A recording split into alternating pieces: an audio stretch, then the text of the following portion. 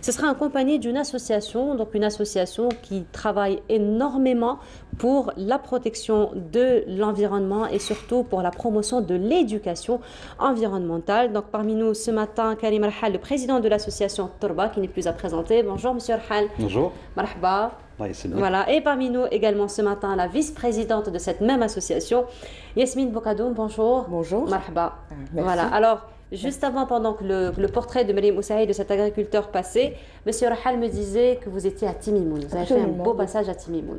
Absolument, depuis 5 ans maintenant. Depuis 5 ans. Alors, est-ce que c'est ce voyage à Timimoun qui a fait qu'on s'intéresse un peu plus à l'agriculture saharienne aujourd'hui? Le déclenchement est venu par là? Pas du tout. Ce qui a fait que je me suis intéressée à l'agriculture oasienne en particulier, l'agriculture, on va dire, en particulier, c'est le collectif Torba. Le collectif. L'aventure a commencé en 2014. Nous nous sommes rencontrés en petit groupe. C'est un virus, hein, l'association Torba. Donc, le projet d'aller m'installer dans le sud était déjà là, mais pas du tout dans l'esprit agriculture, sensibilisation, etc. Mais après l'aventure Torba en 2014, donc ça a duré 2 ans, un peu plus de 2 ans sur Alger, des va-et-vient à Timimoun. Et une fois que je me suis installée, l'esprit est là, on met en place voilà, un petit collectif, un peu comme on a fait à Alger, et l'aventure continue, donc toujours dans le même esprit de l'association Torba. Très bien. Alors, Monsieur Rahal, on sait qu'on vous reçoit très souvent sur le plateau de Bonjour d'Algérie. On parle donc souvent des activités de Torba. Donc, on sait que Torba, donc, comme on l'a dit, c'est l'éducation environnementale, c'est l'environnement. C'est un beau concept, il y a un nouveau concept en Algérie, et l'agriculture urbaine aussi. Cette fois-ci, nous parlons de l'agriculture saharienne. C'est une continuité. C'est de l'agroécologie. Donc, de l'agriculture qui respecte l'environnement, qui respecte les écosystèmes. Et la vraie agriculture chez nous, c'est bien l'agriculture oasienne. Donc depuis des siècles, voire des millénaires. Donc c'est vraiment l'agriculture qui maintenant on peut l'appeler permaculture, on peut l'appeler agroécologie. C'est l'agriculture qui tient compte de toutes les espèces vivantes. Alors que l'agriculture chimique, c'est une agriculture destructrice qui détruit tous les êtres vivants, les insectes, les champignons, les bactéries. Le but, c'est de produire et en fait, finalement, on s'est rendu compte que c'est une agriculture qui tue, qui détruit l'environnement, qui détruit le système. Et dans le monde maintenant, pour les années à venir, c'est vraiment l'agroécologie qui revient en force. Et parce que c'est une agriculture durable, voilà, qui respecte les écosystèmes. Très bien, alors pour revenir un petit peu à l'agriculture saharienne et à l'agriculture oasienne, comme vous le dites si bien, donc si on doit dresser un petit bilan, une situation de l'agriculture oasienne en ce moment, qu'est-ce qu'on pourra dire? Alors, pour l'agriculture oasienne, elle est en souffrance, elle est en grande souffrance en ce moment. C'est-à-dire que les jardins, jusque-là, les jardins des familles, étaient entretenus par toute la famille. C'est-à-dire tout le monde s'y retrouvait. Père, mère, enfant, tante, cousin, tout le monde s'y retrouvait, on y travaillait à des heures précises dans la journée. Maintenant, c'est de plus en plus abandonné. Les jeunes, quand les parents vieillissant ou décèdent, les jeunes aujourd'hui se mettent même à vendre ces terrains pour acheter un camion, un véhicule ou quelque chose. Voilà. Et c'est vraiment en perdition, c'est regrettable. Donc il y a un travail à faire de sensibilisation vis-à-vis de ces jeunes. On commence à le faire un petit peu, certains essayent, on fait un peu d'écotourisme dans les jardins justement avec ceux qui restent, pour montrer aux jeunes qu'il y a un retour économique dans le jardin, montrer ce que vous faites, partager, échanger avec d'autres personnes, d'autres populations qui viennent voir ce qui se fait dans ces jardins et ces richesses qu'on peut y développer. Maintenant, il y a un gros travail également qui est fait par l'ITMAS de Timimoun, par exemple, qui forme plus de 140 étudiants, soit en BTS, soit en technicien agricole. Et ce qui est regrettable, c'est que tous ces jeunes finissent diplômés et sans travail. Parce que quand on fait de l'agriculture intensive, on ne recrute pas ces jeunes-là. On met un gardien ou une personne qui va gérer un pivot, par exemple. Mais tous ces jeunes-là sont formés par l'Algérie, par un organisme public, mais qui ne trouvent aucune débouchée. Donc ils finissent à l'emploi jeune, ils vont s'inscrire et ils attendent désespérément que quelqu'un vienne les embaucher. Donc par désespoir, ils finissent par se retourner vers le transport, ils finissent par avoir un camion de transport de marchandises et finissent sur les routes. C'est regrettable alors qu'on a énormément de jeunes diplômés dans ce sens. Effectivement. Alors justement, pour revenir encore une fois à l'association, les objectifs, les missions de l'association, qu'est-ce qui se fait au sein de l'association pour la promotion, encore une fois, de l'agriculture oasienne? Bon, Hnaya, on est une association de wilaya. Bon, je dirais malheureusement parce qu'on n'a pas les moyens de s'étendre, mais on s'intéresse à ces questions-là et à cette occasion, on a édité justement donc, ce dernier ouvrage qui vient de paraître la semaine dernière et qui est donc disponible également dans les librairies sur Alger, Inch'Allah sur le territoire national. Donc c'est un livre éclairant dans le sens où on a invité des experts agricoles qui nous parlent justement de cette ambivalence entre agriculture saharienne sous pivot et agriculture oasienne. Personnellement, comme je suis un passionné d'agroécologie, donc j'ai lu cet ouvrage vraiment avec beaucoup d'intérêt et j'ai découvert beaucoup de choses qui nous concernent spécialement. C'est-à-dire que je me suis rendu compte, par exemple, que l'agriculture saharienne sous pivot, c'est une agriculture qui est vouée à la disparition. Alors déjà un pivot par lui-même avec l'irrigation, avec les eaux salées du sud. Donc un pivot, il tient sur un endroit, il tient que 5 années, 5 à 10 années. En bas, ils sont obligés de déménager le pivot à un autre endroit pour refaire de l'agriculture, pour re-abandonner la parcelle au bout de 5 à 10 années. Et les parcelles Hadouma abandonnées, elles sont désertifiées pour l'éternité. Alors, et ce que montre le livre, et ce qui est intéressant, c'est que l'agriculture oasienne, c'est le contraire. C'est une agriculture, quand elle s'installe, elle est là pour durer. Donc, c'est ce qui s'est passé. Donc, si elle est là pour durer, on comprend que les retombées sont beaucoup plus positives, les retombées économiques, c'est pas seulement de l'agriculture. Une oasis, c'est pas que de l'agriculture. C'est un lieu de vie. C'est un lieu de vie, effectivement. C'est un lieu de vacances aussi, donc l'écotourisme. Effectivement. On est pour la promotion de l'écotourisme.